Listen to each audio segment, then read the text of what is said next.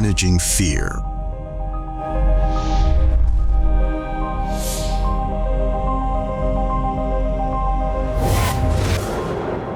Dear beloved ones, the unknown is what life is. Each moment, each day, each journey, each breath we take brings us into an entirely new situation with no way of knowing what's going to happen. By going into the unknown with this kind of courage, we can start living an alive life again. We trust our deep heart, which knows more than the mind and goes into the vastness of it all. Risk-taking, living from our hearts rather than from our heads and from our anxiety about tomorrow or yesterday. When we live in this way, fear disappears because we move out of conscious control altogether and relax into the hands of life itself. The body has its own wisdom. It knows how to respond to every situation without thinking about it first. A lot of people don't like to go into the unknown. They want to know what's going to happen tomorrow, what's going to happen next week, and what's going to happen next year. And they are quite willing to live a life where there is no risk. They don't want any surprises. Tantra says, be ready to take the risk of living. But if you are not taking risks, if you are not risking your life, if you are not risking each moment of your life, then you are not really living. Tantra says, live dangerously. And this is what it means. Be ready to risk your life every moment by being attentive. Be ready to risk your life every moment by being intelligent. Be ready to risk your life every moment by being aware of all that goes on around you and within you, because that is how you expand. And expansion means growth, evolution. So be ready to take risks. Fear of the unknown holds people back from living lives of courage, zest, and juice. When you make a choice to expand into uncharted territory, you learn that there are no limits to what you can do, be, and have.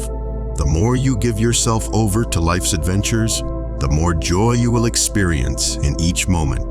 We are not talking about a trip to the unknown, but about something much more important. We are talking about going into the unknown within you. This is what meditation is. The ability to move with ease in the inner world of your being, in the inner world of your consciousness. It is not an outer journey, it is an inner journey. It is like diving deep down into your own being, and from there, discovering the whole existence. It is a very mysterious experience. You cannot describe it, you can only live it. The mind has no words to define it, because the mind cannot enter that dimension where meditative awareness takes place. The dimension of no mind, the dimension of pure consciousness.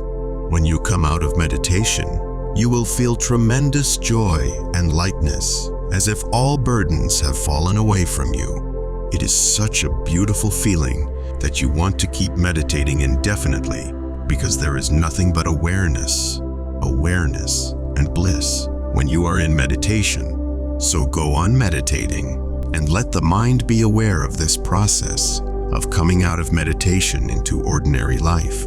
Whenever you feel tired, bored, or fed up with life in general, go back into meditation and try to understand this process of coming and going.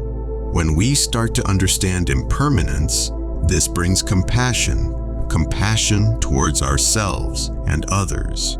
The unknown is frightening and exciting at the same time. It has made people fear every next moment of their lives and also long for it. Fear of the unknown is a definite factor that holds many back from achieving their fullest potential in life. Lack of courage to face the unknown is perhaps one of the reasons why people are still not able to use their full brain potential.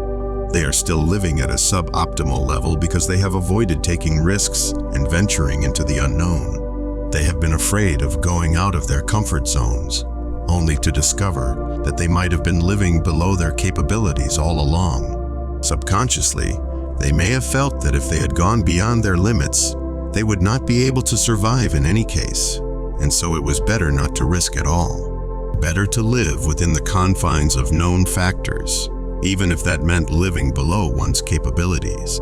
And the sad part is that this thinking could be holding them back from realizing their full human potential, both as individuals and as a species.